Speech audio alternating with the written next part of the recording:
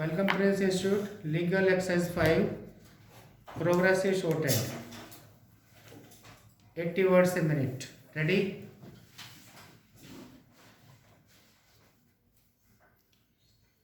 Start. The learned Senior Solicitor General then challenged the orders of the Division Bench of the High Court on the ground of violation of the principles of natural justice. It was contended that while the High Court had concluded the hearing and reserved judgment on 20th July 2011 by order dated 12th October 2011, it directed the Speaker to place on record the status of the proceedings relating to the disqualification petitions. Although the same were duly filed without giving the parties further opportunity of hearing with regard to the said records, the division bench directed the matter to be listed for further consideration on 19th December 2011. It was submitted that though the bench did not assemble on 19th December 2011, the division bench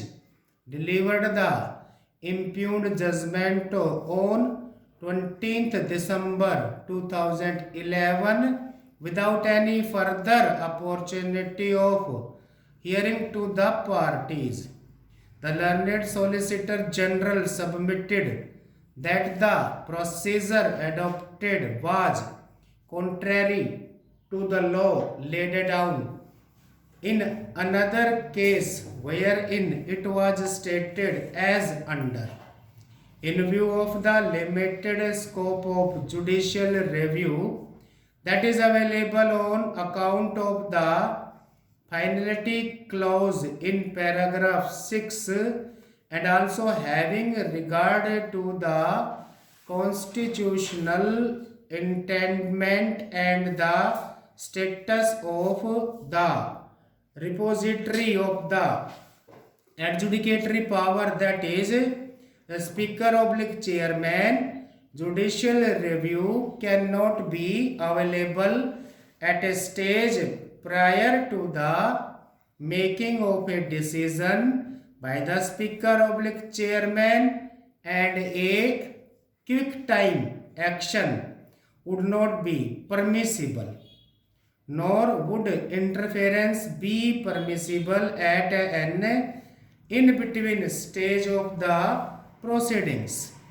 Exception will, however, have to be made in respect of cases where disqualification or suspension is imposed during the pendency of the proceedings, and such disqualification or suspension is likely to have grave, immediate and irreversible repercussions and consequence. The learned Solicitor General sought to recognize the fact that the present case is not a case involving disqualification or suspension of a member of the House by the Speaker during the pendency of the proceedings, but relates to disqualification proceedings pending before the Speaker which were not being disposed of for one reason or the other. It was submitted that the fact that the Speaker had not finalized the disqualification petitions for almost a period of 2 years could not and did not vest the High Court with power to usurp the jurisdiction of the Speaker and to pass interim orders. Next para, the learned Solicitor General lastly urged that the single most important error in the impugned judgment is that it sought to foreclose the right of the Speaker to decide the disqualification petitions under paragraph 4 of the 10th schedule. The said decision was also wrong since the division bench chose to follow judgments which related to the concept of split under paragraph 3 of the 10th schedule, which today stands deleted therefrom. The learned Solicitor General submitted that there was a clear difference between matters relating to the rest while paragraph 3 of the 10th schedule and paragraph 4 thereof. While paragraph 3 of the 10th schedule required proof of two splits, paragraph 4 requires proof of only one deemed merger. The learned Solicitor General submitted that there was no concept of deemed a split in paragraph 3. It was submitted that paragraph 4 is meant only as a defense to a petition for disqualification, and the same would succeed or fail depending on whether there was a deemed merger or not. It was further submitted that under paragraph 4 of the 10th schedule, the Speaker was not the deciding authority on whether a merger of two political parties had taken place or not.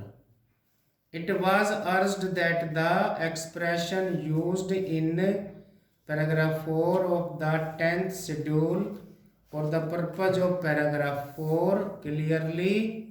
indicates that the deeming provision is not in addition to but for the purpose of paragraph 4, which is entirely different from the scheme of paragraph 3, which uses the expression and thereby indicating that a split takes place only if there is a split in the original political party and at least 1/3 of the members of the legislature party also joined in. It was further submitted that the use of the expression if and only if in paragraph 4 of the 10th schedule is to re-emphasize the fact that the Speaker cannot decide whether merger of the original party had taken place, as he is only required to decide whether merger was a defense in a disqualification petition filed under paragraph 6 of the 10th schedule. The learned Solicitor General then urged that the submission advanced on behalf of the respondent number 1 that in view of the delay by the Speaker in disposing of the disqualification petitions, this court should decide the same was wholly misconceived, since it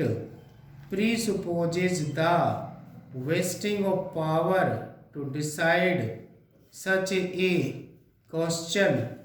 on the court, though the same is clearly vested in the speaker. Even otherwise, the most that could be done by this court would be to dismiss the special leave petition. Stop.